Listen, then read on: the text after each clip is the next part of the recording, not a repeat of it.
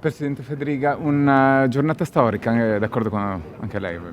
Beh, penso che Trieste oggi sia al centro dell'Europa.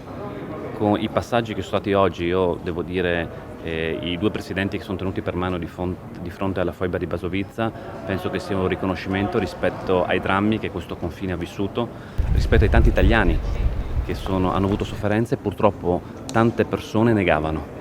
Oggi questa voglia di strumentalizzare, dire che le foibe non esistevano, che gli italiani non sono stati perseguitati dal comunismo titino è venuta meno, e devo ringraziare ovviamente il Presidente della Repubblica Sergio Mattarella per essere venuto qui oggi, ma anche il Presidente della Repubblica Slovena Pahor per aver prestato la sua testimonianza alla foiba di Basovizza. Ha parlato anche col Ministro Lamorgese della questione migranti. Sì, ho fatto presente delle criticità sempre maggiori che il nostro confine sta vivendo. Devo ringraziare anche soprattutto le prefetture e le questure per il lavoro che hanno fatto con le riammissioni in Slovenia.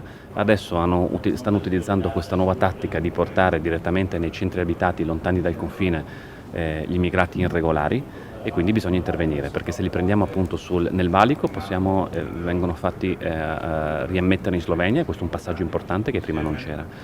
Ma con queste nuove tattiche, diciamo, di ingressi irregolari dobbiamo prendere delle misure, e il Ministro Lamorgese ha dato la totale disponibilità di intervenire in tal senso.